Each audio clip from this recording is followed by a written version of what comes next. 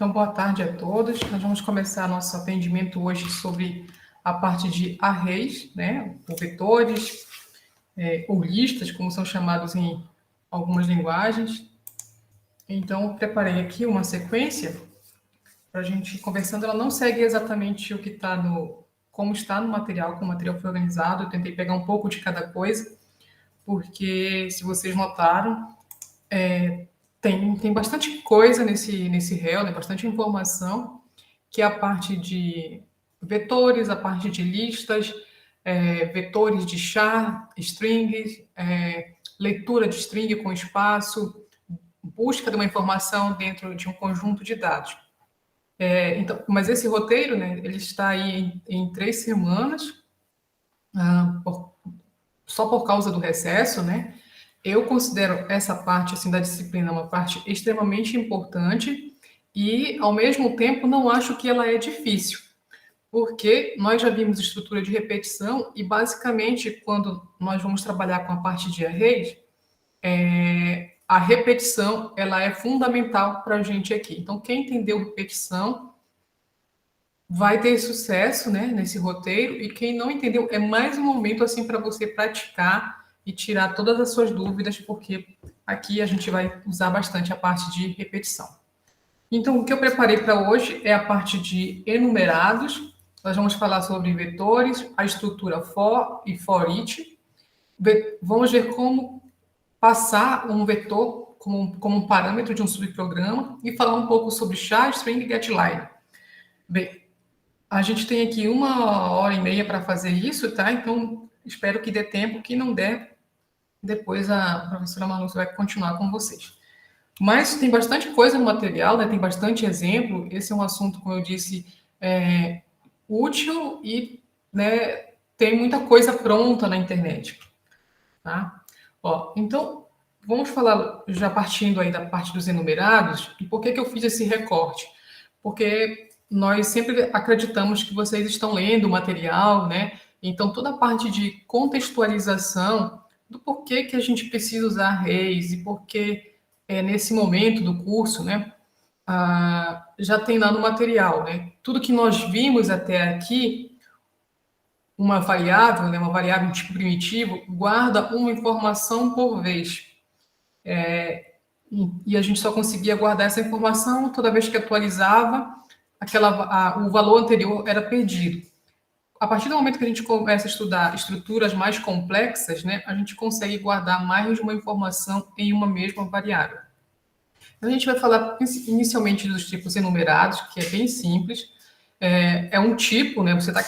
Além dos tipos que nós já vimos aqui, string, char, int, float, double, boolean, e todos os outros long int que vocês viram lá, unsigned, a gente vai falar hoje de outros tipos, começando aí pelo enumerado. Então, o tipo enumerado, ele é introduzido dentro de um código pela palavra-chave enum, é uma palavra do C++. Quase todas as linguagens de programação, por exemplo, Java, tem essa questão dos enumerados. Você tem esse tipo para você criar constantes, né? Constantes de enumeração. Em C++, nós utilizamos as chaves para declarar. Vou pegar um código aqui e a gente vai conversando em cima sempre do código. Então, nós estamos criando um tipo, né, chamado cores, ele é um enumerado, e eu tenho todos os valores de cores, né, que eu quero aqui, entre chaves. E no final eu tenho ponto e vírgula. Esses valores aqui, vermelho, azul, amarelo, verde, eles não são variáveis, eles são valores constantes, tá? E quando a gente diz assim, estou criando um tipo de dado, eu posso ter uma variável que se chama cores. É o que a gente está fazendo aqui no bloco main, né? Tenho uma variável minha cor, é um exemplo exatamente como está no slide. Minha cor é do tipo cores, né? E estou inicializando ela com um dos valores que eu declarei ali na constante enum cores. Eu só posso utilizar um daqueles valores. Se eu colocar uma outra aqui, uma outra letra, ele não compila e ele diz assim, azul que não foi declarado neste escopo. Qual o escopo? No escopo de cores. Então, por isso não compila. Tá? Então, nós inicializamos uma variável minha cor, ela é do tipo cores, e ela só pode receber um dos valores da constante cores. Né? Na linha 9, nós temos aqui, se minha cor é igual a azul, vejam que azul não é uma string aqui, eu estou comparando exatamente com um valor constante, ele vai escrever na tela o valor azul. Vou compilar. Tá? E aí sai a cor é azul. Então, o que a gente tem de importante aqui nos enumerados? A declaração ela é delimitada pelas chaves. Dentro das chaves, há uma lista separada por vírgulas, que são constantes de enumeração, cada uma representando um valor único. Cada valor de um enum, ele não é uma variável, mas uma constante. E o nome do enum ele é tratado como o nome de um tipo definido pelo programador. Então, aqui você está criando o enum cores e você pode depois criar variáveis desse tipo. A maioria das enumerações elas são declaradas no escopo global. Lembram o que é isso? Nós falamos aqui na reunião anterior sobre escopo global e escopo local. Por que aqui eu estou dizendo que é escopo global? Eu estou fazendo a declaração do tipo fora do bloco main. Essa é uma situação rara, né, e aceitável. E por quê? Qual que é o motivo de você declarar um enum fora do bloco main, sendo que até semana passada a gente estava dizendo que nós evite coisas globais, né? Por quê? A maioria das enumerações, que é o caso, né, são declaradas no escopo global. Por se tratar de um novo tipo de dado, e é interessante que todo o programa tenha acesso a essa enumeração. Se eu declarar dentro do main, vamos colocar um void aqui, fazer um void teste, tá? E vou pegar esse trecho aqui, vou colar aqui dentro, né? Ele vai compilar, né? Vai compilar, não chamei para executar, né? Mas ele compila porque ele está enxergando o tipo cores como no escopo global. Se eu coloco aqui dentro, ele pertence ao main, né? E aí o void teste não enxerga o tipo cores porque o tipo cores ele foi declarado no escopo do bloco main. Ok? Então, vocês devem perguntar assim, tá, em que situação eu vou fazer isso? Quando você tiver valores constantes, né, você pode utilizar o tipo enum. Tem um outro exemplo lá no material, vou comentar essa parte. Vocês podem ir comentando aí no chat, tá? Quem já experimentou, ou até mesmo quem fez curso técnico, que teve alguma experiência usando o enum, pode comentar. Aqui temos um outro exemplo, é bem simples a parte do enum. Estou criando aqui um tipo chamado dias úteis, ele é um enum, e ele recebe uma sequência, né, segunda, terça, quarta, quinta ou sexta. Diz no material, né, que você pode definir um valor inteiro associado para cada constante. Se você não coloca, esse valor, por padrão, ele vai ser 0, 1, 2, 3, 4. A partir do momento que você define, aquela enumeração, a partir daquele ponto, ela passa a ser 2, a terça vai ser 3, quarta vai ser 4, quinta 5, sexta 6. Eu vou compilar aqui. O pessoal que está tentando entrar com o link de fora, com o e-mail de fora, tá? Vou colocar aqui, ó. Então, 3, terça-feira. Terça-feira é dia de praticar algoritmos. Se eu tirar aqui 2, né? Para sair segunda-feira, eu tenho que colocar o 0. Que aí, como eu não inicializei um valor inteiro associado para cada constante, ele assume, né? O compilador assume aqui que segunda vai ser 0, terça vai ser 1, quarta 2, quinta 3 e sexta 4. Tá? Deu para entender? E se eu digitar um número que não está lá nas minhas constantes, né? Vamos voltar aqui com o 2. Toda vez que o usuário digitar 2, ele vai dizer alguma informação com base na constante. 7 não é um dia útil, mas é ótimo para praticar algoritmos. Ainda assim. Tudo bem aí, pessoal? Bom, aí falando de tipos derivados de dados, né? Tipos derivados de dados são gerados a partir dos tipos que nós já conhecemos. Quais os tipos que nós conhecemos? Escrevam aí no chat os tipos que nós já conhecemos. Estamos ouvindo. Ó, Denis, então escreve um para mim ou fala aí um tipo de dado que você lembra. Você está falando tipo int, char? Isso mesmo. Os tipos de derivados de dados, eles são gerados a partir dos tipos que nós já conhecemos, que são esses aí que o Thiago ajudou, né? O Denis, o int, char, float, double, string. String a gente vai falar um pouquinho dela. A string, pessoal, geralmente, ela é um tipo especial, assim, em todas as linguagens de programação. Vale a pena explorar, vocês vão ver que as strings, elas têm funções próprias e tal, um monte de coisa pronta já. Então, os tipos de derivados de dados eles vão ser gerados a partir desses tipos. Nós vamos criar tipos aqui, né? E aí se fala que esses tipos derivados eles são classificados em variáveis homogêneas e heterogêneas.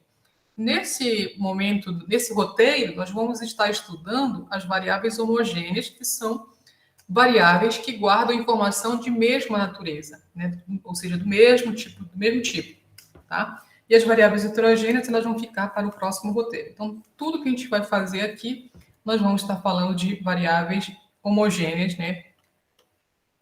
Que guardam informação da mesma natureza. E aí a gente vai começar falando, então, sobre o vetor.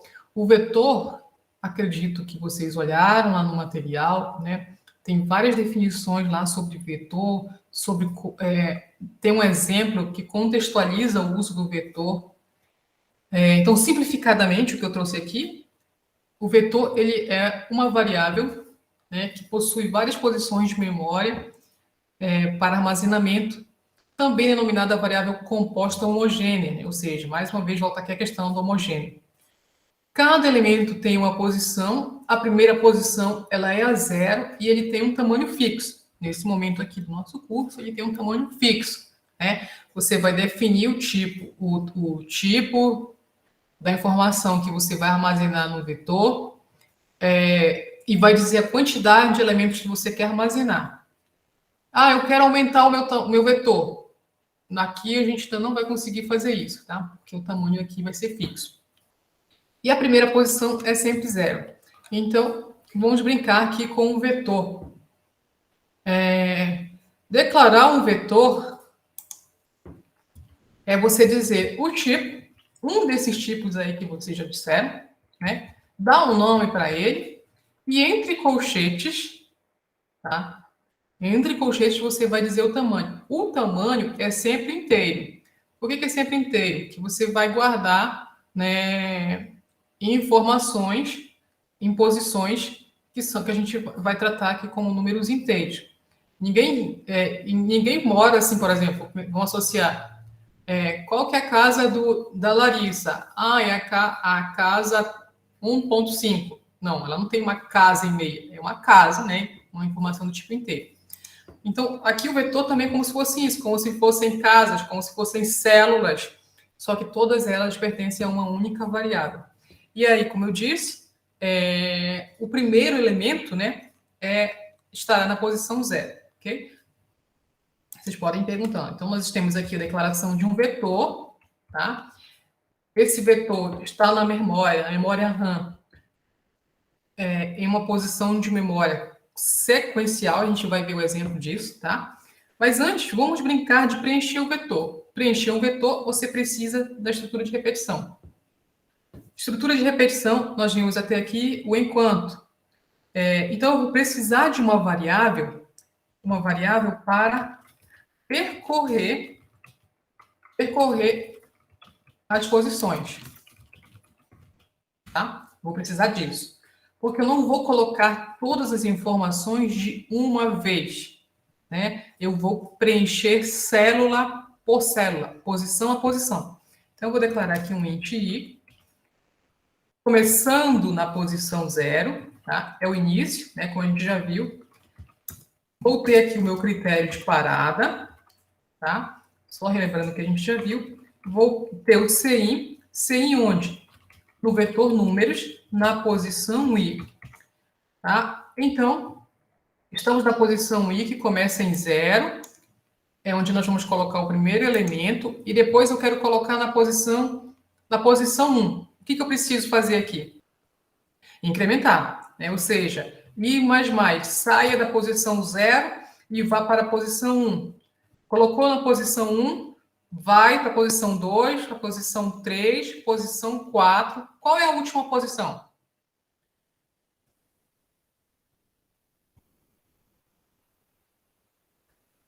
Isso. Se começou em 0, né, Tiago? Se começou em 0, você tem lá 0, conte no dedo. Coloca no seu dedinho aí. 0, 1, 2, 3, 4. Você encheu a mão.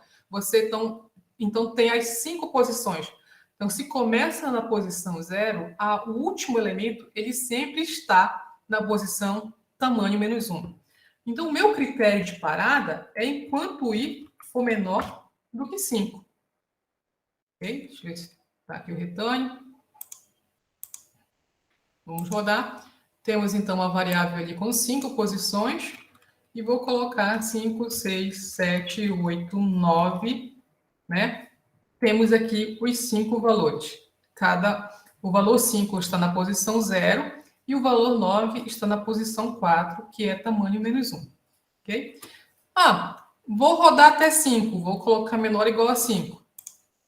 Compila, né? Você consegue construir. Agora eu vou executar. 1, 2, 3, 4, 5, 6, né? Ele nem acusou um erro. Mas você pode ter um resultado aqui inesperado na hora que você for acessar essas posições de memória, tá? Bom, então, o que nós fizemos aqui? Nós declaramos um vetor, preenchemos o vetor, utilizamos a estrutura while, né? O vetor, que é o nosso vetor ali é números. E agora, nós vamos mostrar os dados. Para mostrar os dados, nós poderíamos fazer exatamente isso que está aqui, tá? Vejam, quando você acaba essa repetição, estou aqui na linha 17, quanto vale a variável I? Vou preencher o vetor 3, 4, 5, 6, 7. O valor de I é 5, que é uma posição que não existe, que eu acabei de falar para vocês, né? As posições, se o vetor é tamanho 5, você tem as posições de 0 a 4 ocupadas. Então, se I é uma posição, 5 é uma posição que não existe, o que eu tenho que fazer aqui? Eu tenho que reiniciar a minha variável I, certo? Para imprimir os dados. Aí aqui eu vou usar o cout para imprimir os dados. Tá? Vou colocar aqui 5 são 5 elementos. 5, 6, 7, 8, 9. Está aqui 5, 6, 7, 8, 9. Tá? Aí, a gente vai começar a falar da estrutura de repetição for. Todo mundo entendeu até aqui? Vocês viram que eu posso preencher, né? Tenho que preencher, vou preencher posição a posição. E na hora de mostrar os dados, eu não posso simplesmente chegar aqui e fazer isto. E esperar que esse comando imprima para mim todos os valores de uma vez.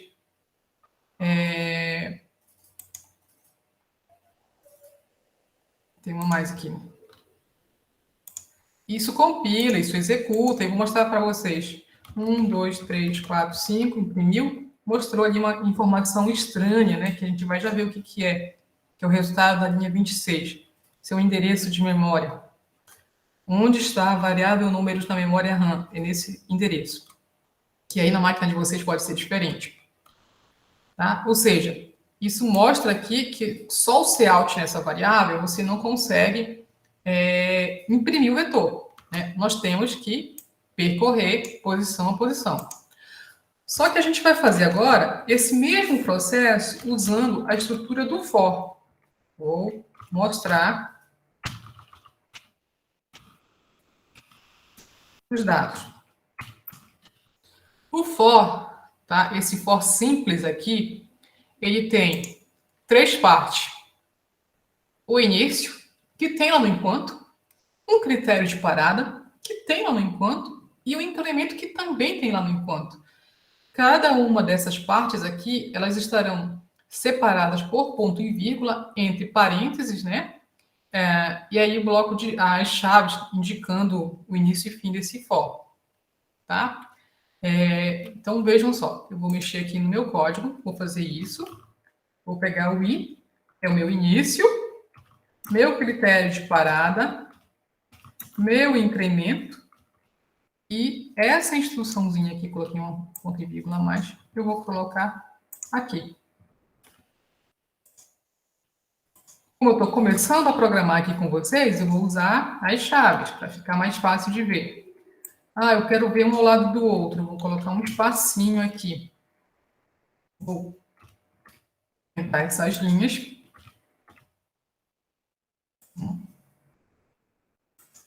Vou rodar. Vou preencher os meus 5 elementos. 3, 4, 5, 6, 7. E aqui a gente tem o resultado do for imprimindo desde o elemento da posição 0 até o final. Observem que toda vez que eu estou falando de posição, eu estou falando dessa informação que está entre colchetes aqui. Quando você tem aqui ó, nesse trecho, você tem uma informação entre colchetes. Aqui na entrada eu tenho uma informação entre colchetes, ou seja, nome do vetor e o colchete com um valor inteiro dentro, você está acessando uma posição específica dentro daquela variável. Faz sentido? Só para a gente fechar, então, essa parte aqui do for, que vocês vão ter bastante tempo para explorar, vão entender o que é a questão da posição, né, e a questão do valor. Então, aqui eu coloquei, vamos imprimir os elementos das posições pares. E vamos imprimir os elementos,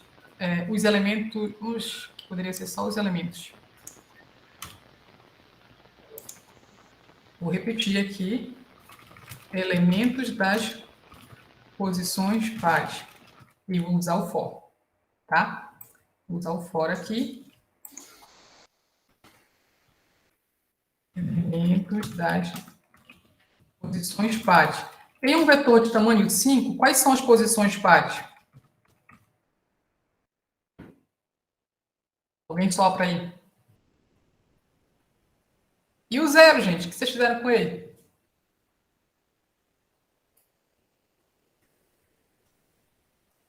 Aqui, quando a gente fala em posições pares, a gente tem que incluir o 0, tá? Aí, eu vou fazer usando o for, mesma coisa, só que aqui no meu mais, eu vou colocar, começa em 0, né? Menor ou igual a 2. Tá? Ou seja, é 0, mais 2 vai para 2, mais 2 vai para 4, né? Depois vai para 6, 6 não passa no teste, acabou. 1, 2, 3, 4, 5. É para sair na tela, né, no último fora ali, somente o valor, então, 2 e... o 1, o 3 e o 5. Ó, vou colocar o INDL. 1, 3 e 5. Vejam que eles não são os números pares, eles são os elementos das posições pares. Né? Agora, se eu quisesse o valor, os valores que são pares, aí sim seria uma outra história que eu precisaria fazer o quê? Precisaria fazer um if, Dominique. Isso mesmo. Porque uma coisa é você manipular as posições utilizando a estrutura de repetição. Outra coisa é você olhar naquela posição o que é que tem lá. Aí você precisaria de um if, né? Alguma coisa assim, vou colocar aqui fora. Um if se vê números na posição i, ou seja, o conteúdo dessa posição dividido por 2 é igual a 0, né? é diferente disso aqui que a gente está fazendo. Aqui eu estou manipulando somente em função da posição, e aqui seria olhar para o conteúdo que tem em cada posição. Tá? Então fica essa tarefa de casa aí para vocês explorarem. Certo? Tranquilo? Aí nós vamos falar um pouquinho aqui sobre vetores e memória. Né? Nós vimos no anterior esse operador aqui, eu chamo de e-comercial. Não sei como é que vocês chamam. É que nem hashtag, para mim aquilo ainda é o jogo da velha. Hoje é hashtag. Então não sei se isso aqui tem um novo nome hoje. Então esse operador nós utilizamos aqui para acessar o endereço de memória de uma variável. Né? Nós vimos isso aqui. Nós utilizamos em modularização para fazer a passagem de um parâmetro por referência, quando você quer modificar aquele valor, né, dentro de um subprograma, e quando voltar no main você quer aquela mudança, ver aquela mudança, a gente tem que fazer passagem por referência. E a gente vai ver, então, o que isso implica em vetores. Vamos ver aqui o vetor 2.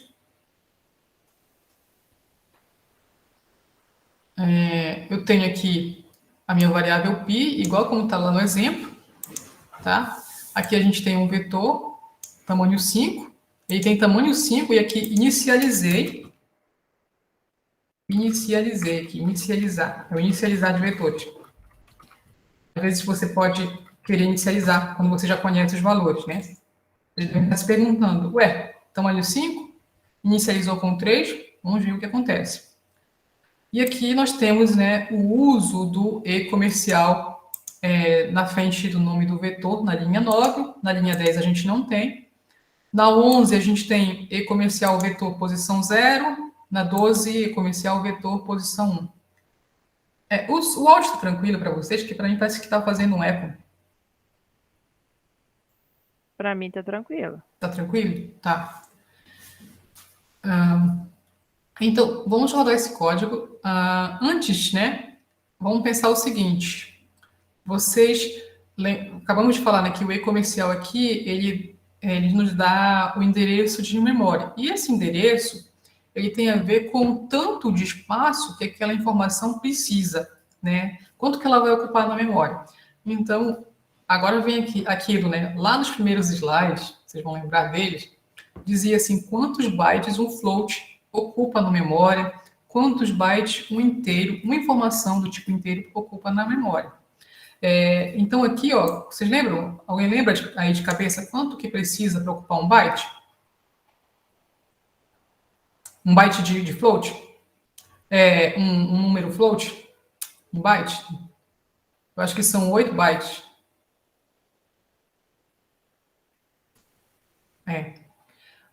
E isso pode ter variação de acordo com o compilador, com a arquitetura do seu computador e tudo mais, tá? A versão. Aqui a gente tem um vetor que ele foi declarado com 5 posições de inteiro. Então, cada valor, cada posição, vamos supor que o inteiro são 4 bytes, a gente vai já descobrir.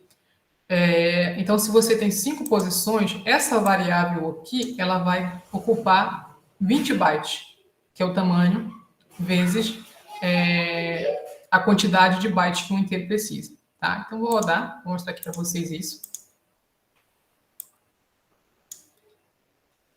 Essa primeira informação aqui, ela tem isso aqui, né?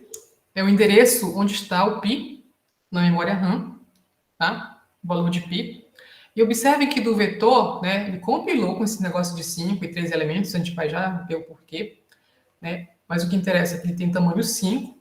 E quando a gente utilizou aqui na linha 9, cout vetor, saiu essa informação aqui. E logo depois, somente o nome do vetor, né, vejam, não imprimiu os elementos, imprimiu o endereço também. E o cout 0 saiu esse valor. Vocês conseguem ver aí que esses três aqui, as 3 linhas do meio, elas são iguais? Né? Então, quando você coloca na frente do nome de um vetor, de uma variável do tipo vetor, o e-comercial, você está acessando o endereço dela de memória também, né? Só que o caso do vetor, você pode fazer isso, você pode colocar explícito esse e-comercial, como não. E você está sempre acessando o endereço dela, tá? E observem que o endereço do vetor também é o endereço do elemento da posição zero. Por isso que essa quarta linha aqui, ela é igual à de cima. Tá? E vejam que no caso do vetor 1, vetor na posição 1, vocês conseguiram perceber que aquele 0 foi para 4? Por quê? Ou seja, o vetor ele é armazenado, a estrutura de array, ele é armazenado sequencialmente na memória. Então, na hora que você dá um int vetor, a máquina já calcula o espaço e coloca uma célulazinha do lado da outra em endereços de RAM, pensando em endereços de RAM. Então, eles estão ali como se fosse uma vila, né? Vamos pensar assim, toda essa variável inteira coladinha sequencialmente. Então, o vetor na posição 1, ele está 4 bytes depois em relação à posição 0, que é o tamanho do inteiro. Faz sentido?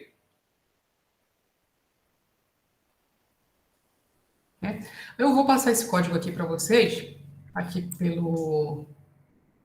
Só para quem tiver curiosidade, pode né, aí para vocês sair valores diferentes. Vou deixar o link aqui, para quem quiser pegar esse código e rodar depois. Eu não sei se todos vocês fazem realmente o dever de casa, né, de digitar os códigos que estão nos slides. Do Giovanni. Então é exatamente. Para que a gente precisa saber isso? É a minha pergunta agora. Todos os o vetor, né? A pergunta do Giovanni, qual a finalidade de saber o endereço de memória? Olha, Giovanni, no réu anterior, né, a gente falou da passagem por referência, quando você queria modificar o valor de uma variável e ver o reflexo disso no bloco main, você precisava fazer passagem de parâmetro por referência. Aqui em vetores, a gente está vendo por esse código que se você colocar ou não, você tem acesso ao endereço de memória do vetor. Ou seja, vetores sempre são passados por referência, tá? Deixa eu ver qual que é o código que eu vou mexer aqui. Eu acho que é esse aqui mesmo, tá? Só relembrando, né? A gente viu isso na semana passada. Deixa eu compilar logo aqui. A gente tem aqui um código variável A com o valor 4, chama um procedimento dobra A e tem uma mensagem ali na linha 18 fora do subprograma. Então, mandamos o A, que é uma variável primitiva, né, simplesmente um inteiro, para esse procedimento dobra, que fez A vezes 2 e disse que dentro do subprograma A vale 8. Quando volta para o main na linha 18, o A está valendo 4, porque é passagem por valor aqui. Se você quer que a mudança seja feita aqui fora, você tem que, na declaração do seu subprograma, colocar o E comercial, para indicar que você está fazendo passagem por referência. E aí, a mudança que é feita lá, ela é ser refletida aqui no bloco main. Lembram disso? Não tem nem 4 dias que fechou o réu, hein? Ufa, Tiago, obrigado.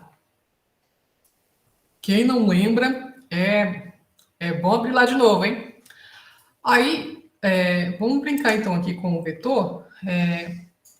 Aqui eu fiz um exemplo um pouquinho diferente, já usando o for. Tá? Vou comentar essa linha de cima, já que todo mundo lembrou. E aqui a gente está perguntando do usuário qual que é a quantidade de elementos do vetor. Então, eu dou um CI, uma variável inteira, para depois declarar o vetor na linha 24 usando esse N. Isso mesmo, Dominique. Qualquer alteração em um vetor dentro de um subprograma, automaticamente você vai ver fora. Tá?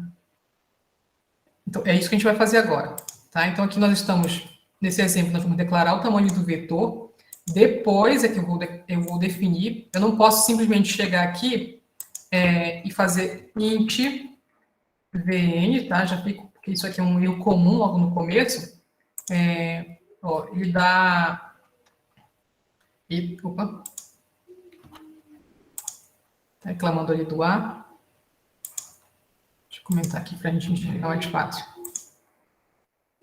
Ele diz aqui, ó, que V, né, int V, N não foi declarado, então ele não sabe, não consegue criar esse vetor. Então, primeiro você define o valor do N, quando você quer que o usuário digite, né? Depois você instancia o seu vetor, ou seja, você cria ele com aquele tamanho. Aqui eu já estou utilizando o for, que vocês já viram, né? Com o valor de N, tá? E nós vamos fazer um subprograma para dobrar os elementos, tá? Então, eu vou fazer aqui um void, dobra vetor.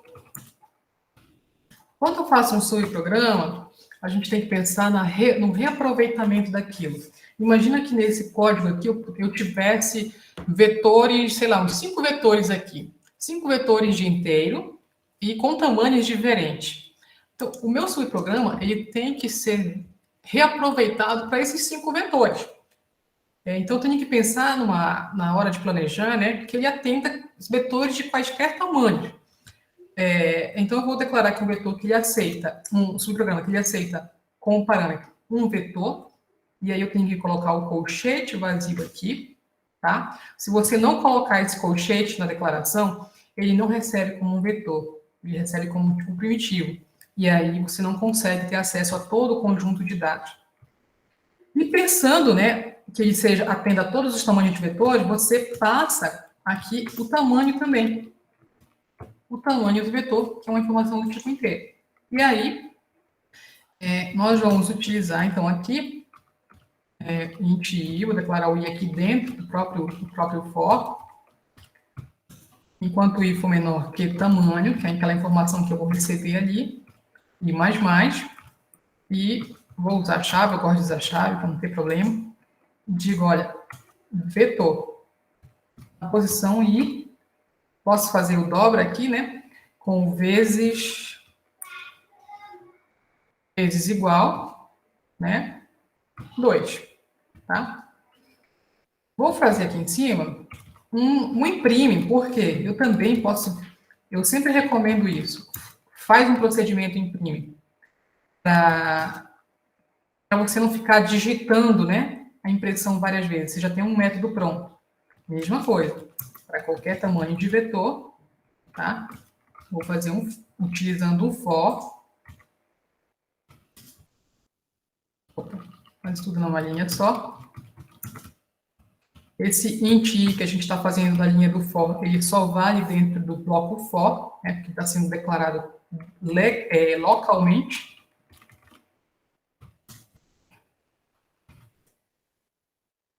Chaves, né, igual de chaves aqui. E vou colocar um cout v. Aí vale a mesma coisa do nome de parâmetros. Vou colocar um cout indl aqui fora, para pular a linha. Veja, estou só repetindo a questão do subprograma, só que aqui eu estou passando um vetor, então eu tenho que dizer o nome, né, que eu estou dando para esse parâmetro, o colchete, e passo a informação do tamanho. Então, esse bloquinho aqui, ele vai imprimir, um ao lado do outro. Esse bloquinho aqui, dobra vetor, vai dobrar o valor de cada posição, né, ele vai multiplicar por 2. Ok? Entrada de dados eu faço no bloco main. Aqui eu vou chamar o imprime, como que eu chamei lá? Imprime, v, e o tamanho que é n. Depois eu vou chamar o dobra, de v, com o tamanho n. E vou pedir para imprimir de novo, desde que eu vou pedir para imprimir dentro do bloco main. Depois da mudança. Tá?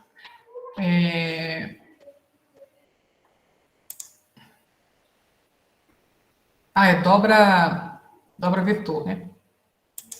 Viu? Ele já até reclamou aqui, ó. Você tem um dobra que recebe um parâmetro e você está chamando um dobra com 2 parâmetros. No caso aqui é o dobra vetor. Compila, tá? Vou colocar 3 elementos. Meus elementos serão 4, 5 e 6.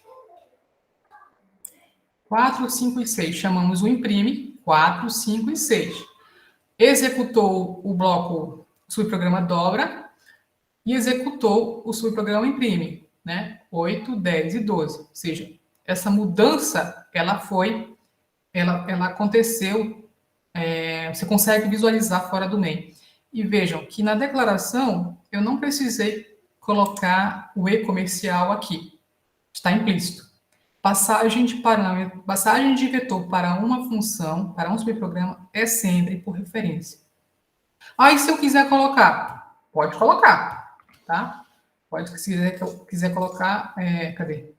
De falha, né? Se eu não utilizar o colchete na passagem de parâmetros, o programa recebe um endereço de memória. Vamos testar aqui com o imprime. Vou tirar aqui. Deixa eu subir aqui para ver o erro.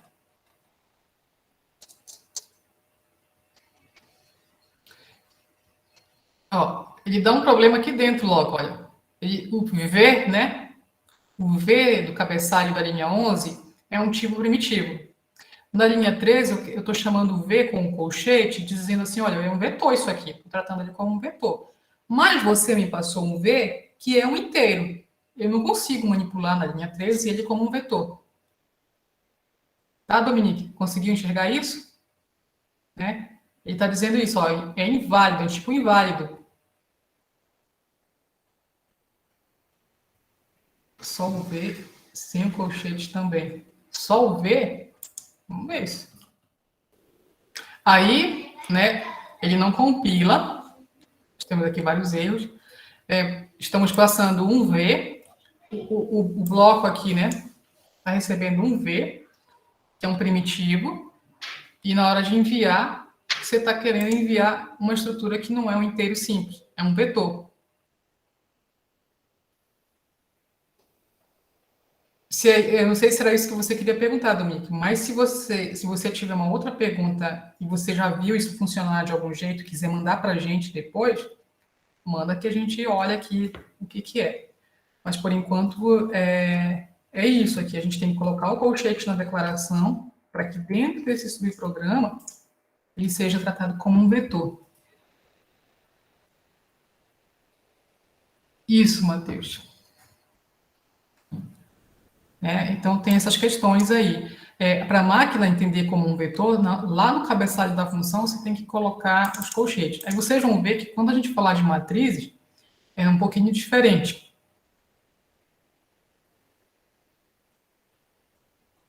Sim, você consegue retornar um vetor, sim. Mas, veja só, você não precisa fazer. Se você, por exemplo, vamos supor que você tivesse um parâmetro aqui, sei lá, um B, aí eu preciso passar o tamanho do B, caso seja diferente do outro, né? Tamanho 2, sei lá. Vamos supor que esse carinha aqui, o int B, ele chegasse vazio e ele sofresse alguma alteração, e você quer ver isso lá fora. Você nem precisa colocar o return, porque automaticamente ele já é passagem por referência. Tá? Ok, então falamos aí da modularização, de como passar um vetor como parâmetro de uma função, ele é sempre passado por referência, então você declara como um parâmetro, coloca os colchetes vazio, passa a informação do tamanho, esse colchete tem que ir vazio, se eu colocar um valor aqui, ele compila, mas vai dar algum erro depois, na hora da execução, tá? Vocês vão encontrar até, mas aí já é outra coisa. Aí aqui, nós já falamos disso. Vamos fazer, então, aí, conhecer um pouquinho do for each. O for each é uma outra estrutura de repetição, tá? Lá no material de apoio, tem outros exemplos aqui com o for each, e aí eu vou explicar, então, seguindo esse que nós estamos fazendo. Então, o for each, vocês vão ver que ele é mais simples do que esse for, né, que você tem 3 partes, início, critério de parada e incremento. No for each, você tem uma informação de que é o tipo do vetor, por exemplo, né, o tipo do array, um elemento, 2 pontos, seguido da coleção. O que é a coleção aqui? É o próprio array. E as chaves, né, que é onde vai ter o corpo dessa repetição. A ideia aqui é que para cada elemento da coleção, você vai ler assim, para cada elemento da coleção, faça, né? Execute o que tiver dentro da repetição. Então, vamos ver aqui o exemplo. Nós vamos mexer nesse carinha aqui que nós acabamos de fazer. Por exemplo, com for each. Então, aqui, pessoal, para cada elemento da coleção, ou seja, o seu vetor, ele tem que existir, ele tem que estar preenchido para você poder utilizar o for each, tá? Para cada elemento da coleção, se você tem um vetor vazio, você não tem que percorrer nele. Então, usando o for each aqui, deixa eu colocar aqui as chaves e tal, nós vamos só imprimir. O tipo, né, que é a informação que tem lá, tem o tipo, uma variável aqui, uma variável e coleção. Então, vou fazer de trás para frente. Quem é minha coleção? É onde estão os meus valores. É o V. Tá? Qual que é o tipo de V desse V que nós criamos aqui? É o inteiro. Então, tipo inteiro. 2 pontos aqui. E eu vou colocar uma variável aqui, N. A ideia é que a cada rodada dessa repetição, N será um elemento. Aqui eu não tenho ideia de posição. Aqui eu estou acessando o elemento, o próprio elemento. Então, vou colocar aqui Cout, N. Vou colocar um espaço aqui. Tá? Vou comentar essas linhas de cima. Ok? Deixa eu ver se já compila, né? Um vetor de tamanho 3, 6, 7, 8, e o meu for each executando aqui a impressão de dados. Qual que é a diferença do outro for, né? Desse for aqui que a gente está vendo na linha 38 até a linha 40. Aqui nesse primeiro for, a variável i ela está sendo utilizada para manipular posições.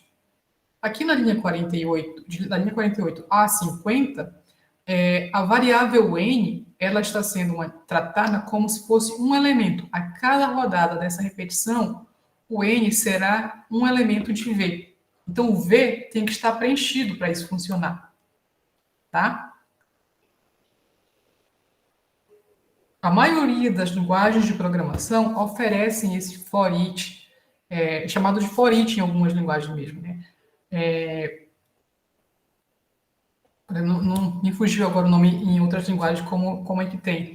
Mas a ideia, então, você tem um vetor, né? Quando você vai utilizar o for, você vai colocar o tipo, uma variável, que ela representa um valor a cada rodada, 2 pontos, o nome do seu vetor.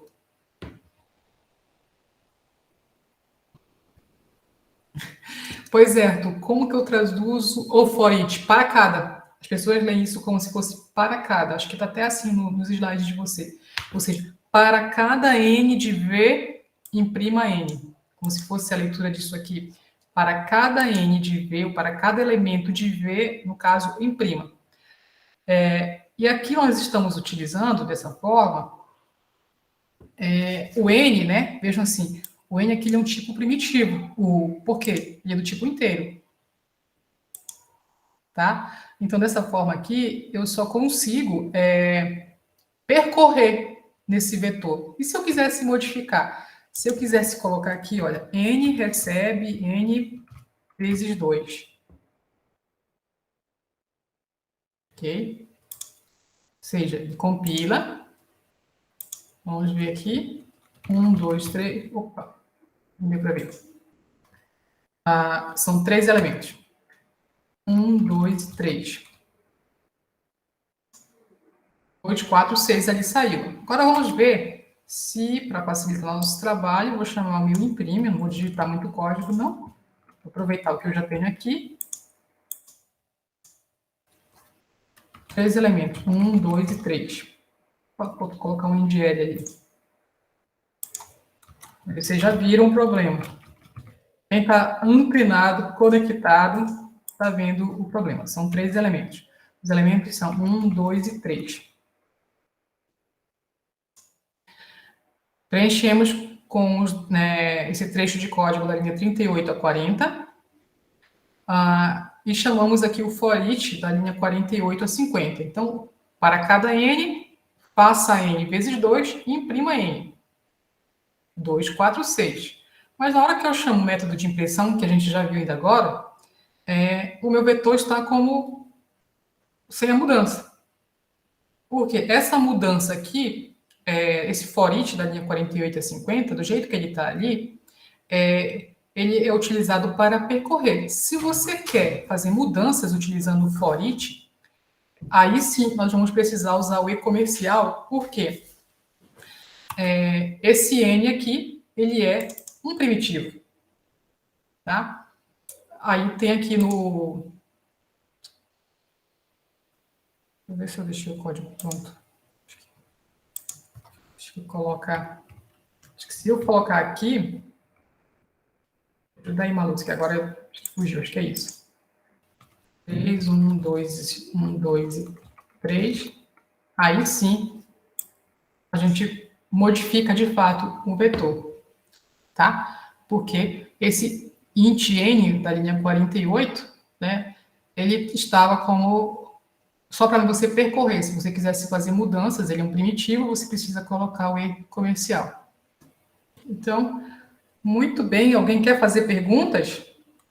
Quer comentar alguma coisa, Marluz? Quer acrescentar? Eu enxergo assim, que sem o e-comercial, é como se você tivesse um for, onde o n está recebendo o v na posição i. E depois você imprime o n. Se eu fosse fazer uma equivalência entre o for e o for each, né?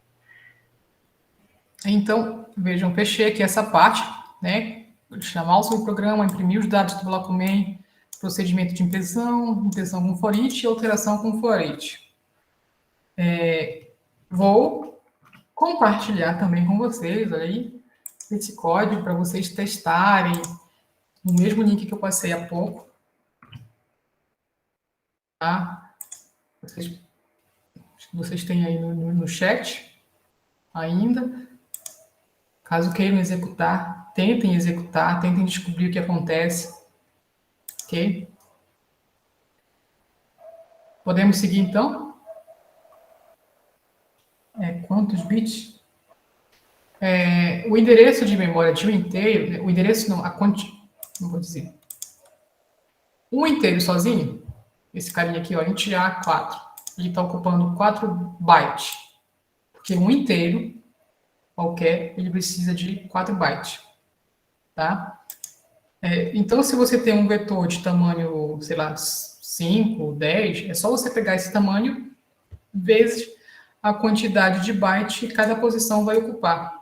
E elas vão estar em sequência na memória RAM. Esse vetor aqui, ele tem 10 posições, né? Está no material. Ele tem 10 posições. Posição 0, D0, 1, 2, 3, vai embora, até 9. Aí ele tentou fazer uma figura aqui, né? Que diz aqui que o V0, ó, esses 4 quadradinhos, imagina que isso aqui são... representam 1 byte. Então, 4 quadradinhos aqui, 4 bytes, guardou o V0. Nos próximos 4 bytes, é o V1, o V2, o V3, aí vem aqui V4, V5, V6, V7, V8 e V9 em um vetor de 10 posições. Tá? Essa é uma representação que o professor Joaquim tentou deixar para vocês aqui, para facilitar esse entendimento. Essa questão do endereço de memória é importante, muito importante para a gente, sim. Né? Vocês estão vendo aí que para você modificar, fazer passagem por referência, você está, de fato, acessando endereços de memória. E, nesse momento do curso, nós estamos criando vetores de tamanho fixo. E se eu quisesse aumentar ou diminuir durante a execução? É possível? Ainda não, mas a gente vai ver depois. E aí a gente vai precisar trabalhar na questão dos endereços de memória. Por isso que é bom entender essa parte agora. Eu queria comentar uma coisa. Olhando essa figurinha aí, a gente vê que o V de 0, né, ele é a primeira posição, né? E que as outras posições elas vão aparecer de forma consecutiva, né? Por exemplo, se eu tiver uma variável i, por exemplo, que tem um valor inicial -1, e eu tento acessar v de -1, seria uma posição que vem antes desse v de 0, que seria uma posição que não seria válida, porque é uma região de memória que existe, mas está com um valor inválido. Então, são comuns erros de acesso a vetor por esse motivo, que pode estar acessando um valor antes do primeiro valor válido do vetor, ou então depois, né? Suponhamos que fosse depois do último azulzinho aí, né? Seria, aqui está 3, 4, 5, 6, 7, 8, 9, se fosse 10, V de 10. V de 10 é uma posição inválida, porque é uma posição de memória que não foi preenchida, ela não faz parte da região de memória que foi alocada para aquele valor, para aquele vetor, né? Então tem que tomar cuidado com o início do vetor e o final, as posições de início do vetor e do final, para você não acessar valores inválidos. São valores que estão armazenados na memória, mas que não faz parte do seu vetor. E isso vai acontecer quando você está manipulando o índice do vetor. A outra coisa que eu queria comentar é o seguinte, que quando a gente tem a declaração de uma variável dos tipos básicos, né, um inteiro, né? Eu vou ter uma variável A que está numa determinada região da memória. Uma variável B, ela não está na posição consecutiva, né, que vem logo a seguir. Ela pode estar em qualquer outra posição lá da memória, e isso tem um custo para fazer esse acesso, né?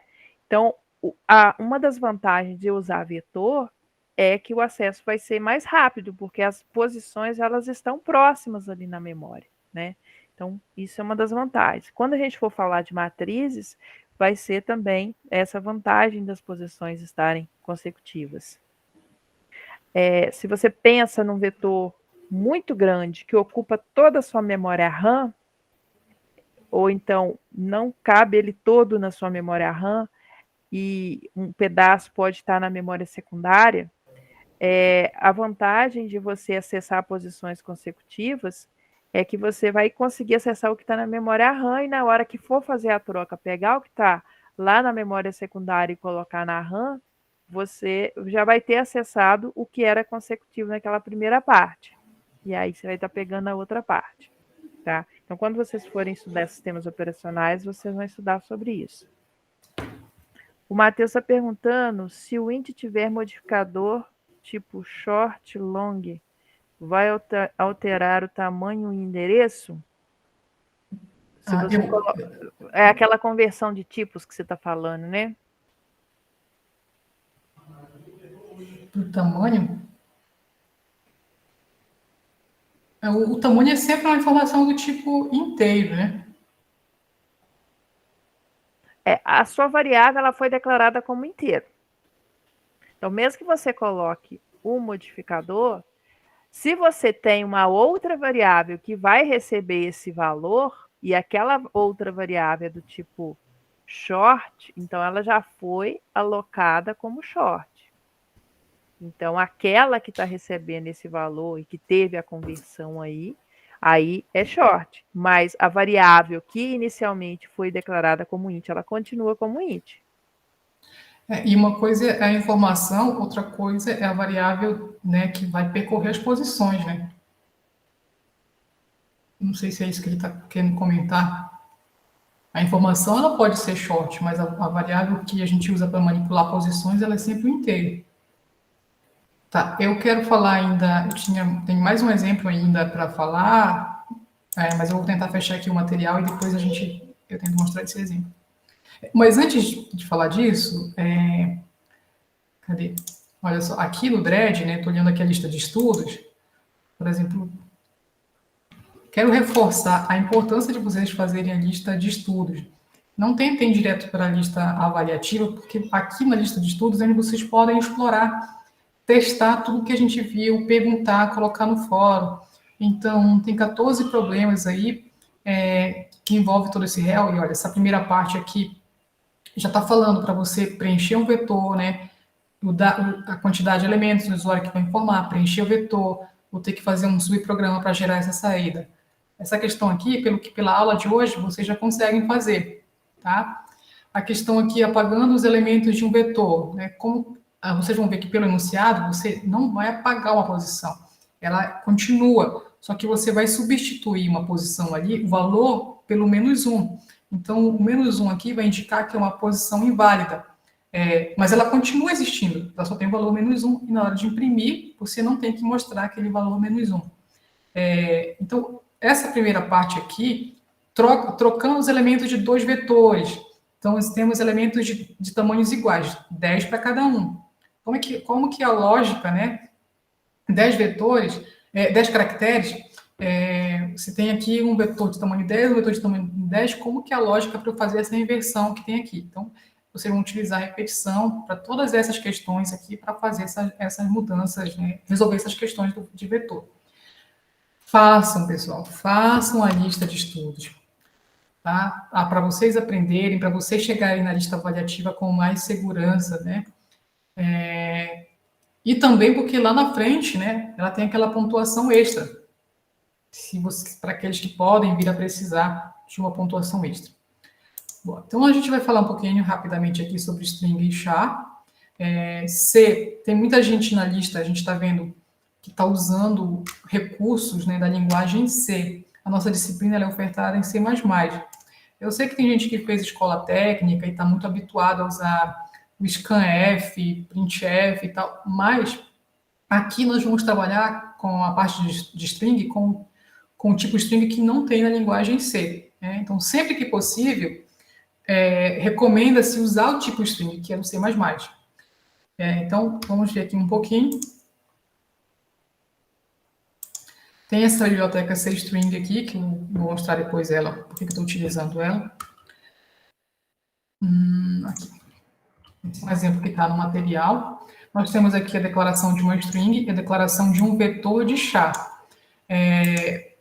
O char sozinho, né, nós vimos até aqui, quando você só faz isso, char C aqui, ele guarda um único caractere, né? Para você colocar mais de um caractere num char, é possível? Sim, mas você vai ter aqui um vetor de caracteres, você tem que dizer aqui a quantidade máxima, né, que você vai ocupar. Já na string, você só precisa declarar uma variável e você consegue colocar uma quantidade infinita aqui de caracteres.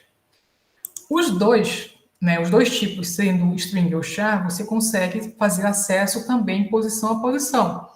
E aí o exemplo aqui frase 1, que é a string, na posição 1, e frase 2, que é o char, na posição 6.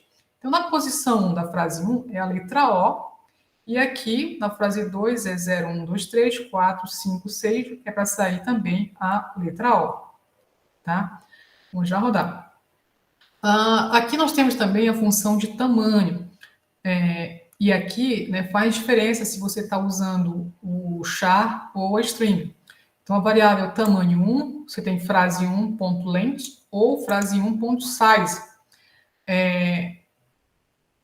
que vai capturar o tamanho dessa cadeia. Já para o char, você vai usar a função strlen. Eu acho que é include da CString por causa de uma dessas bibliotecas aqui, de uma dessas funções. Deixa eu compilar. Ele não reconheceu o strlen, né? Então, toda vez que você for usar strlen, você tem que incluir a CString. Você pode incluir a CString também quando for só trabalhar com string, porque alguma função você pode estar utilizando ali. Então, vou compilar aqui, vou rodar. Então, nós temos a linha 10, frase 1, que é uma string na posição 1, você tem a letra O, de bom, né? E esse alt, frase 2, que é o char, na posição 6, é a letra I, né? 0, 1, 2, 3, 4, 5, 6, é a letra I. E aqui a execução do tamanho, né? Frase 1.length, sai, são 8 caracteres, e o char tem 10 caracteres. Vejam que o len do char, Por que ele não me retornou o 20?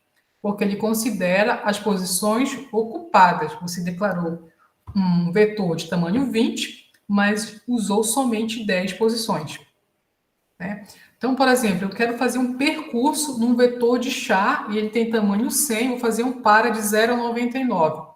Ah, mas eu usei as 99? Não. Né? Então, você primeiro descobre qual é esse tamanho e utiliza esse tamanho como o finalizador lá da sua repetição. Você não precisa ir até as 99.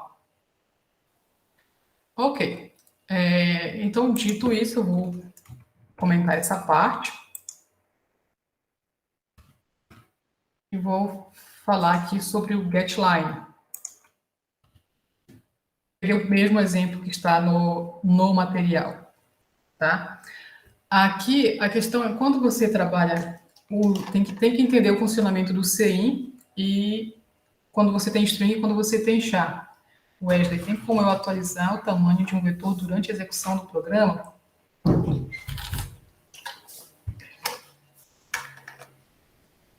Durante a execução, do jeito que nós estamos fazendo aqui, não.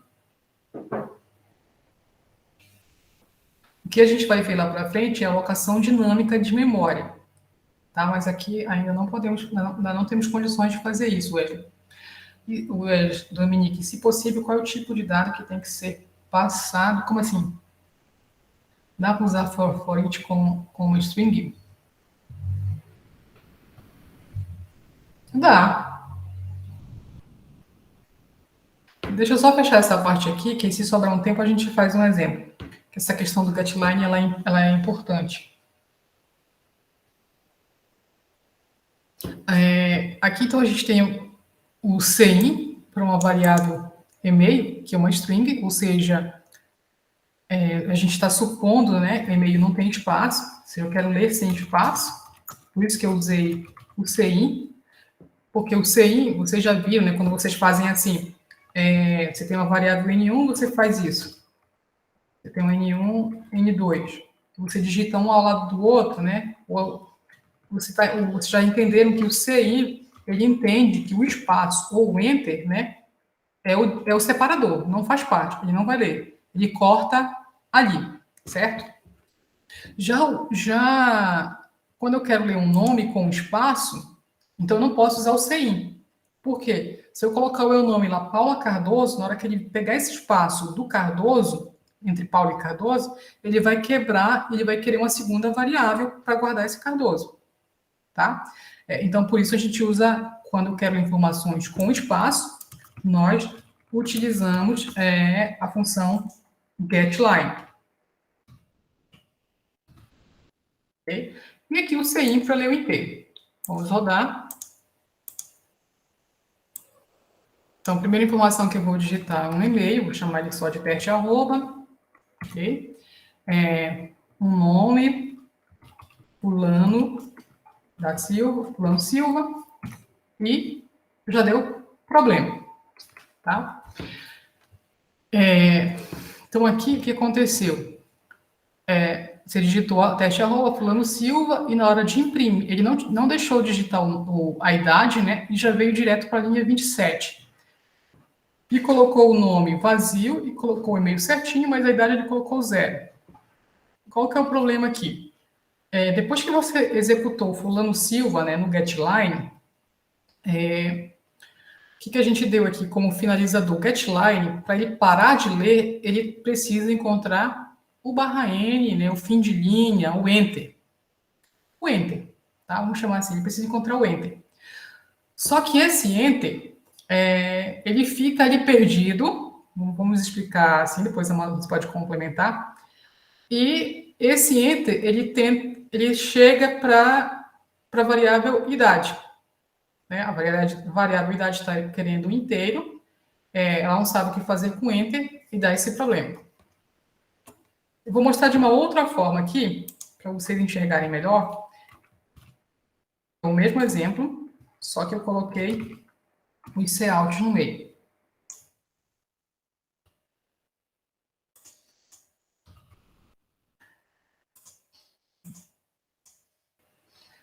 Deixei uma mensagem ali, tá na mesma sequência. Digite seu e-mail, teste arroba, tá?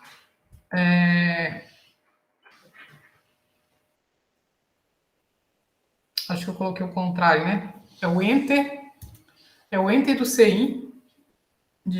Tá. Digite seu nome, ele já está querendo que eu digite uma idade, só que eu vou digitar meu nome, né? Porque eu esperava nessa sequência, e aí ele dá esse problema. Qual que é o problema aqui, né? É no barra N, né, Marlúcia? Nossa, me fugiu agora. É porque você digitou o e-mail. Aí ele pegou e armazenou na variável e-mail. Isso.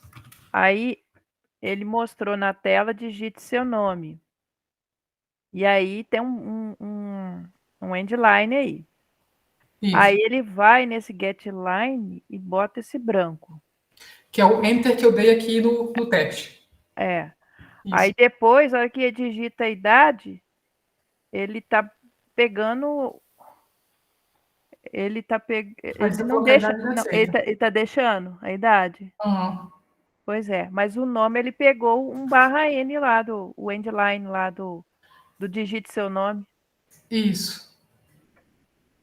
Quando eu digitei um teste aqui, né, que eu usei o CI tem lá, ele aceita, ele lê o espaço, o barra N, o Enter, né, como um finalizador, só que ele não guarda essa informação, mas ela tá lá na memória da leitura. Aí ele tenta jogar aqui, né, no digite seu nome e já passou direto para a sua idade. Qual que é a solução para isso? A solução para isso é usar um comando CI.ignore. Então, toda vez que você encontrar esse, nesse mesmo que eu vou colocar, vou colocar aqui, você vai usar esse CI.ignore, que está aqui no material. Aí. Aqui. Então, veja, na leitura do e-mail, que tem um enter ali, é que está dando esse problema. Então, aí eu quero dizer assim, olha, ignora isso antes de ler o próximo. E aí vai dar certo. Aí eu vou mostrar um outro exemplo para vocês já já. Aí para, né, para eu digitar meu nome e a idade certinho. Tá? Então, quando executarem o código de vocês perceberem isso, observem se você tem uma leitura com o CIN, uma leitura com o getLine na sequência, ou um getLine e um CIN, né, que vai acontecer isso desse enter, né, desse fim de linha atrapalhar. Aí eu vou mostrar um outro exemplo aqui, para mostrar isso, usando como se eu estivesse preenchendo o nome de uma cidade e a população. Então, são dois vetores. Aí, a ideia aqui é que toda vez que eu tiver... eu quero fazer como se fossem duas tabelas, tá? E aí, as duas tabelas, né? Os dois vetores, eles têm tamanho 3, então na hora que for 0, vou pegar aqui.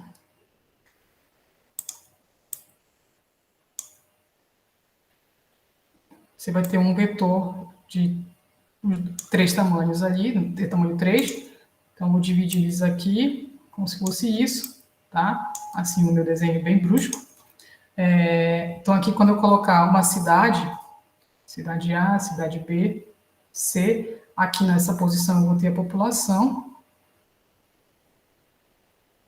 vamos supor assim, e a posição 0, 1 e 2, tá?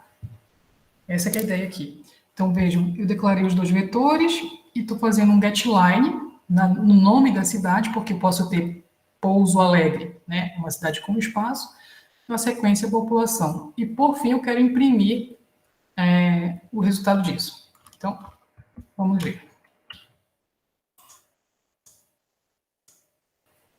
Então, o nome da cidade, Lavras, população de Lavras de 100 mil. Agora eu vou colocar Pouso Alegre, né? Eu estou usando getLine, e ó, ele me deu um problema ali na hora de colocar a quantidade, certo? Por quê? eu digitei aqui Lavras, na primeira vez, 1000 aqui, né, para a população, e bem que tinha um Enter, né? E aí eu estou achando que eu estou digitando a população aqui, que eu estou digitando a cidade de Pouso Alegre. Eu estou achando que eu estou na volta da repetição, eu estou na linha 51. Na verdade, ela já armazenou o Enter do CIN, certo? O getLine, e ela estava esperando um número, e aí qualquer coisa, né, sai da repetição e já foi ali para a saída. Então, como que eu vou fazer? Ó, meu problema é aqui. Depois que eu digito essa população,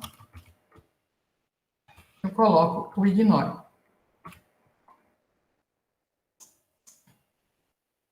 Então, vou colocar aqui Lavras, 1000, Pouso Alegre, 50, né? Poços de Caldas, tem, sei lá. Agora, esse colchete zero aqui é só da formatação que eu coloquei para sair bonitinho. O colchete, a posição, de cada um. Tem alguma diferença para aquele CI o quê? WS, que o professor Bruno colocou no exemplo que ele deu no fórum? Eu não vi o exemplo que ele me colocou no fórum. Você viu, Marlúcio? Não, não vi. Esse é um método da classe Vector, né? Aí depois a gente fala na próxima aula. Agora, esse WS é o quê? É uma variável? A gente pode olhar e depois complementar no próximo encontro, nos atendimentos. Não parece ser algum comando. Vamos dar uma olhada nisso.